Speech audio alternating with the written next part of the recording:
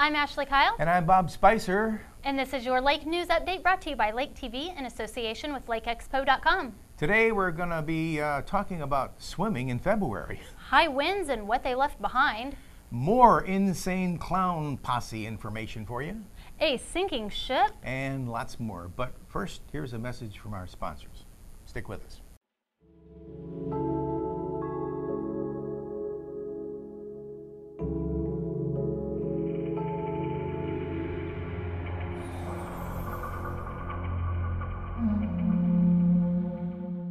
History's all around us, and that's what the talk was at the Lake of the Ozarks Lions Club Indian Artifact Show held this past Saturday. From arrowheads to dinosaur teeth and a few good stories in between. This year's event grew in numbers, and Lake TV's Sean Kober was there. Man, we got some kind of show going on here. A lot of people from coming in from as many as 8, 9, 10 different states. We're on 5419.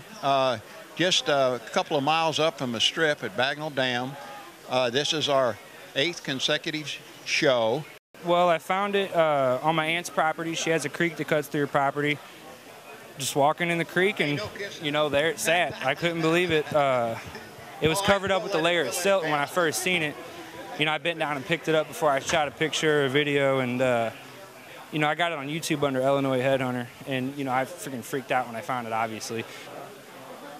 I'm at the Indian Relic Show, but I bring other stuff. I bring related stuff like old prints of Indians, cowboys, and maps of the states around in this area, Missouri, Kansas, Oklahoma Territory, and I've always collected that stuff and selling some of it. You've been walking around with anything catch your eye or anything? Everything's catching my eye.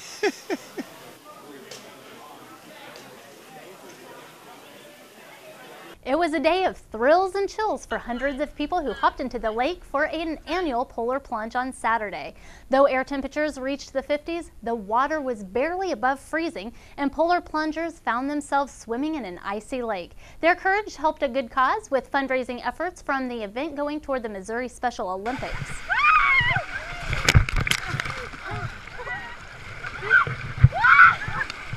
It was a bit warmer last week, but it was also windier as powerful gusts blew through the lake area on Thursday. The windy conditions grounded planes at Missouri airports, brought down trees, signs, and power lines at the lake. In Camdenton, a restaurant sign had an unwelcome meeting with an SUV in the parking lot. And in Sunrise Beach, a billboard was blown down along Highway 5. Local fire departments also reported several fires were whipped up by the powerful winds. Como Electric Cooperative is preparing to celebrate its 75th anniversary, and it's shaping up to be quite a party. On May 26th, the co-op will have food, bluegrass music, a health fair, kids activities, and much more, beginning at 3:30 p.m. The door prize is a Bose Wave music system, and the co-op will also give a $10 electric bill credit for every new member that registers at the meeting. Como started in 1939 with the goal of extending service to Cooper, Cole, Montauk, and Morgan counties. The first 2 letters of those names is how Como got its name. Since then, the co-op's infrastructure has been expanding, and Como service now stretches across 2,300 square miles. Tragic story last week. Springfield police say a girl who was kidnapped on Tuesday, February 18th, was found dead in a home early the next morning. 10-year-old Haley Owens was reportedly walking through a neighborhood in Springfield when a man pulled her into a truck and sped away. Police arrested the suspect, Craig Michael Wood, at around 8:30 that night in front of the home where they would find Haley's body several hours later. Springfield Police Chief Paul Williams said a team of nearly 100 local and state officials and officers worked to locate Haley on Tuesday. This happened very quickly, Williams said in a press conference on Wednesday. He said, "We processed information as quickly as we could. This was a tragic and horrific conclusion in a very short amount of time." Insane Clown Posse, the band, is still making news at the lake, and the newest development is a threat of legal action against the group's label by Miller County prosecutor Matt Howard. A cease and desist letter was recently sent by Howard's office to Psychopathic Records, claiming the group had violated state law by promoting its annual gathering of the Juggalos and selling tickets for the event at Crybaby Campgrounds without a permit. Now, we reported last week that the band is moving the concert to a different venue. That came after the news of the concert coming to the lake met with major pushback from the community. But Howard says if the band tries to hold the concert anywhere else in Missouri without first obtaining a permit, his office may pursue legal action.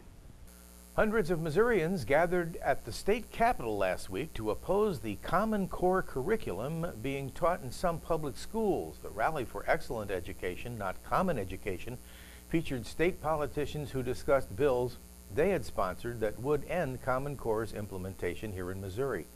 Governor Jay Nixon signed on to Common Core years ago, and Missouri received around $1.7 billion in stimulus money as a result.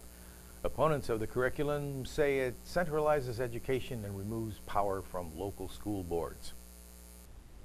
A close call for a historic party boat at the lake last week when ice reportedly broke through the hull. The Captain Larry Don could be seen partly sunk in the lake, but shallow waters reportedly prevented the boat from completely going under.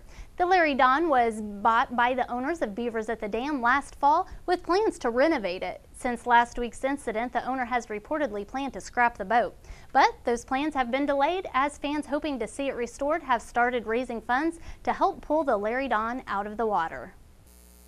A Sunrise Beach resident recently got back from a trip to Washington after her 31st time to join in the annual March for Life. Peggy Bull says she wasn't always pro-life, but now she's the education chairman for the Missouri Right to Life organization. Other than attending 31 marches for life, Peggy focuses on educating citizens and politicians about abortion. She also co-founded the Lake of the Ozarks Pregnancy Health Centers. Peggy's work has earned her a national award from the Life Issue Institute, as well as other recognition from national and local pro-life organizations. On Friday, District 124 Representative Rocky Miller will be holding a town hall meeting. He has welcomed constituents to come give him their input at the Miller County Courthouse from 10 a.m. to noon.